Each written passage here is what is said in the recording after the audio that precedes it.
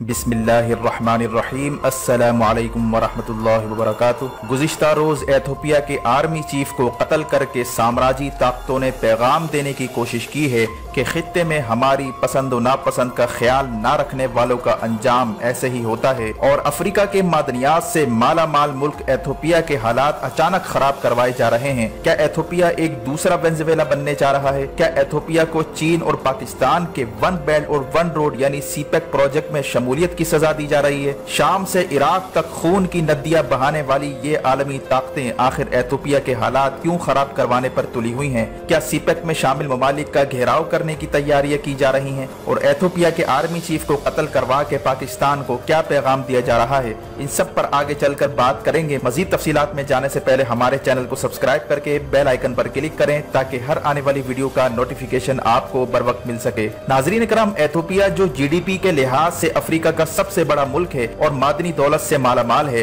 Ethiopia जिसे Africa की main गुजरगाह और अफ्रीका का दरवाजा भी कहा जाता है, इस पर आलमी साम्राज्यी ताकतों की निगाहें अरसा दराज से जमी रही हैं। इसकी बुनियादी वजह यह है कि एथोपिया पूरे अफ्रीका की तिजारत को न सिर्फ कंट्रोल करता है बल्कि वो ममालिक जो मशरिक से मगरिब की जानिब सफर करते हैं वो आराम और फ्यूल हासिल करने की गर्ज से इसी मकाम पर ठहरते हैं, जिसकी वजह से इस इलाके को खित्ते की तेज तरीन इक्तिसादी ताकत का भी एजाज हासिल है। लेकिन शायद एथोपिया की ये जियो पॉलिटिकल अहमियत खुद उसी के लिए वबाल जान बनती जा रही है। एथोपिया के वसाइल पर कब्जा करने के ख्वाहिशमंदों ने पहले जाली वैक्सीनेशन के जरिए एथोपिया और दीगर अफ्रीकी ममालिक में एड्स फैलाने की कोशिश की ताकि मुल्क का ज्यादातर जर्र मुबादला इसी की नजर हो जाए और अफ्रीका के ममालिक को जहनी तौर पर गुलाम बनाया जाए। यहाँ तक के अफ्रीका के कई ममालिक की मसनूआत को मल्टीनेशनल कंपनीज यहाँ से ले जाकर मेड इन अमेरिका का ठप्पा लगा लगा कर आलमी मार्केट में फरोख्त करती रही हैं और इस खित्ते के मादनी वसाइल कोड़ियों के दाम खरीद कर असल मुनाफा खुद रख लेती हैं। आलमी साम्राज्यी ताकतों की ये भीड़ चाल काफी अरसे से जारी है और इस कहानी में अहम मोड़ उस वक्त आया जब चीन ने इस बात की ठान ली कि अफ्रीकी ममालिक को मगरिब की धींगा मुश्ती से बचाया जाए, जिसके बाद चीन ने अफ्रीकी ममालिक के साथ दिफाई और तिजारती मुआहदे करना शुरू कर दिए और जिबूती नामी वाहिद बंदरगाह में अपना मिलिट्री बेस कायम किया जो अमरीकी बेस से महज चंद किलोमीटर के फासले पर है, जहाँ से अमरीकी अफवाज पर भी बासानी नजर रखी जा सकती है। और ये मामला उस वक्त मजीद अहमियत इख्तियार कर गया जब चीन ने एथोपिया को वन बेल्ट और वन रोड में शमूलियत की दावत दी, जिसके बाद एथोपिया ने सीपेक के साउथ कॉरिडोर में शमूलियत का ऐलान कर दिया और अफ्रीका के बाकी ममालिक भी इसी प्रोजेक्ट में जोक दर जोक शामिल होने लगे। वाज़ेह रहे कि सीपेक के दो हिस्से हैं जो इंतहाई अहमियत की हामिल हैं, एक नॉर्थ सीपेक और दूसरा साउथ सीपेक। नॉर्थ सीपेक के जरिए सेंट्रल एशियन ममालिक को तिजारती राहदारी के जरिए जोड़ा जाएगा, जबकि साउथ सीपेक के जरिए मशरिक वुस्ता और अफ्रीकी ममालिक को तिजारती राहदारी के जरिए जोड़ा जाएगा। चीन की अफ्रीकी ममालिक और मशरिक वुस्ता के ममालिक में बढ़ता हुआ असर और रसूख अमरीका को हजम नहीं हो पा रहा, इसीलिए अमरीका इस वक्त शदीद भौचाल की कैफियत में है और वो हर हाल में मशरिक वुस्ता का कंट्रोल अपने हाथ से नहीं जाने देना चाहता। इसीलिए अमरीका मसनूई कशीदगी को हवा देकर खित्ते में अपना असर और रसूख कायम करना चाहता है। जवाब में चीन ने भी जंगी मशकें शुरू कर दी हैं और किसी भी नागहानी सूरत हाल के लिए अपनी अफवाज को तैयार रहने का हुक्म दे दिया है। नाजरीन कराम, 2019 के शुरू होते ही चीन के सदर ने मिलिट्री परेड के दौरान अपनी अफवाज को जंग के लिए मुकम्मल तौर पर तैयार रहने का हुक्म देते हुए ये भी कहा था कि वो सुरमई गेंडे को अपनी तरफ आता देख रहे हैं और इसके खिलाफ हमें तैयार रहना चाहिए। लफ्जों की बारीकियों पर नजर रखने वाले तज्जियाकारों के मुताबिक सुरमई गेंडे से मुराद वो साजिश है जिसे दुश्मन की जानिब से अमली जामा पहनाया जाता है और देखने वालों को बजाहिर नजर भी आता है, लेकिन इस पर बंद बांधना मुश्किल हो जाता है। इसकी एक ही सूरत होती है कि इस साजिश का बर वक्त पता चलाकर इसके आगे बंद बांध दिया जाए। मिसाल के तौर पर मुख्तलिफ ममालिक में अवामी बगावत के जरिए साम्राज्यी ताकतें अपना खेल खेल रही हैं और वहाँ की हुकूमतों को ये भी मालूम है कि इनके खिलाफ ये जम्मे गफीर एक साजिश के तहत लाया गया है, लेकिन वो चाह कर भी इसके खिलाफ कुछ नहीं कर पाते। हाल ही में हांगकांग में बदतरीन और पुरतशद्दुद मुजाहिरों का सिलसिला शुरू हो गया है,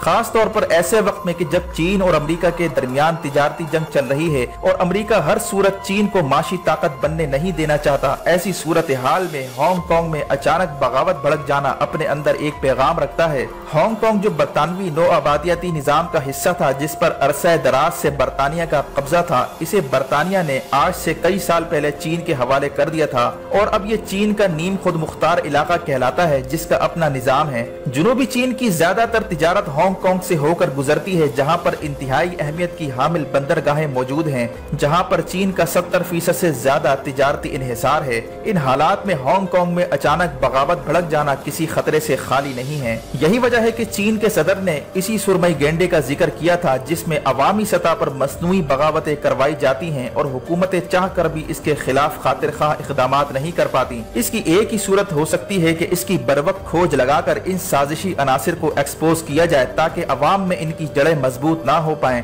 यही हाल अब एथियोपिया में होने जा रहा है। नाजरीन कराम, आज से 2 महीने पहले चीन में 1 बेड और 1 रोड इनिशिएटिव कॉन्फ्रेंस का एहतमाम हुआ था, जिसमें वजीर आजम इमरान खान ने शिरकत की थी। वजीर आजम इमरान खान ने सिर्फ 2 शख्सियात के साथ मुलाकात की थी, जिसके बाद अमरीकी सेंट्रल कमांड ने अपने खदशात का इजहार किया था कि अमरीका का खित्ते में घेराव किया जा रहा है। वजीर आजम इमरान खान ने इस कॉन्फ्रेंस के बाद एथियोपिया के सदर और ताजिकिस्तान के सदर से साइड लाइन पर मुलाकात की थी। ये वो मुलाकात थी जिस पर मगरबी मीडिया सटपटा गया था कि आखिर वजीर आजम इमरान खान को एथियोपिया के सदर से मुलाकात क्यों करना पड़ गई। इमरान खान यकीनन चाहते हैं कि सीपेक सिर्फ चीन और पाकिस्तान तक महदूद न रहे, बल्कि इसमें दीगर मुमालिक को भी शामिल किया जाए। इसी तरह इमरान खान चाहते थे कि गवादर को अफ्रीकी मुमालिक के साथ जोड़ा जाए, ताकि यहाँ से पाकिस्तान की मसनूआत अफ्रीकी मुमालिक तक पहुँचाई जा सके। इसका लाजमी नतीजा यही निकलना था कि पाकिस्तान की मौजूदगी और इसका असर और रसूख मशरिक वस्ता के मुमालिक के साथ साथ अफ्रीकी मुमालिक पर भी पड़ना था, जबकि दूसरी तरफ अमरीका की ख्वाहिश थी कि मशरिक वस्ता और अफ्रीकी मुमालिक इसी के कंट्रोल में रहें। इसीलिए अमरीका ने पाकिस्तान और चीन को अपने लिए खतरा गर्दानना शुरू कर दिया था।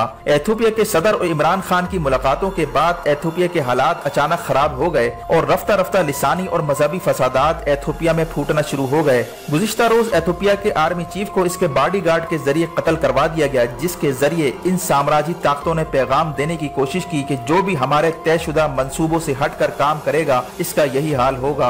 एथियोपिया में हालात खराब करवा कर सीपेक के रास्ते में रुकावटें डालने की कोशिशें की जा रही हैं। इसी तरह अमरीका, इसराइल, भारत, इनकी शदीद ख्वाहिश है कि बलूचिस्तान खास तौर पर गवादर में हालात खराब करवा कर सीपेक प्रोजेक्ट को बंद करवाया जा सके। यही वजह है कि गुज़िश्ता कुछ अरसे में वहाँ हालात खराब करवाने की कोशिश की गई, लेकिन पाक फौज ने दुश्मन की साजिशों को बर वक्त नाकाम बनाते हुए फसादात करवाने की साजिशों को न सिर्फ नाकाम बनाया, बल्कि अक़वाम मुत्तहिदा ने गुज़िश्ता दिनों पाकिस्तान को महफूज इलाका करार देते हुए कहा कि अक़वाम मुत्तहिदा के दफातर और इनके अमले के अराकीन बिला खौफ खतर वहाँ पर रिहाइश इख्तियार कर सकते हैं। अक़वाम मुत्तहिदा के इस ऐलान के बाद भारत सख्त परेशान हो गया, क्योंकि भारत की ख्वाहिश थी कि पाकिस्तान में फसादात करवा कर बैरूनी सरमायाकारी को रुकवाया जा सके, जिसमें इसे सख्त नाकामी का मुंह देखना पड़ा है। इसके बाद अमरीका ने भी फैसला कर लिया कि सीपेक के नतीजे में बनते हुए ब्लॉक को तोड़ने की कोशिश की जाए, और इसकी सिर्फ एक ही सूरत हो सकती है कि जब अमरीका की खित्ते में फौजी मौजूदगी हो। इस मकसद के लिए अमरीका ने खोई हुई ताकत और असर और रसूख को बहाल करने के लिए ईरान के साथ नूरा कुश्ती शुरू कर दी है। एक तरफ अमरीका और ईरान के सुदूर ये कहते हुए पाए जाते हैं कि वो जंग बिल्कुल नहीं चाहते, दूसरी तरफ कशीदगी पैदा करने की कोशिशें भी जारी हैं, जिसके नतीजे में अमरीका को अपनी मजीद फौज तैनात करने का मौका मिल रहा है। और हाल ही में B-52 तैयारों से लेकर F-35 तैयारों की तैनाती और अमरीका की जानिब से ये कहना कि वो जंग नहीं चाहता, इससे ये साबित होता है कि अमरीका ईरान के बजाय किसी और मुल्क को हदफ बनाना चाहता है और खित्ते में चीन और पाकिस्तान के असर और रसूख का मुकाबला करने के लिए ये सब कुछ करवाया जा रहा है। इसी तरह गुज़िश्ता दिनों न्यूयॉर्क टाइम्स की रिपोर्ट में ये भी इंकशाफ किया गया कि अमरीका 9/11 वाला कानून दोबारा बहाल करना चाहता है, जिसका मतलब यही लिया जा रहा है कि खित्ते में हालात खराब करवाने के लिए 9/11 की तर्ज के हमले भी खारिज अज़ इम्कान नहीं है। नाज़रीन कराम, इस वक्त चुन चुन कर उन मुमालिक में हालात खराब करवाए जा रहे हैं जो आलमी ताकतों के तयशुदा मंसूबे से हटकर काम करने की कोशिश कर रहे हैं। जरूरत इस अमर की है कि मौजूदा हालात में पाकिस्तानी कौम अपनी अफवाज का मुकम्मल साथ देते हुए इनके खिलाफ किसी भी प्रोपेगेंडे को बिल्कुल मुस्तरद कर दें, चाहे ये प्रोपेगेंडा मुल्की या गैर मुल्की मीडिया की जानिब से हो, ताकि मुल्क दुश्मन अनासिर की साजिश अपने इब्तिदाई मरहले में ही दम तोड़ जाए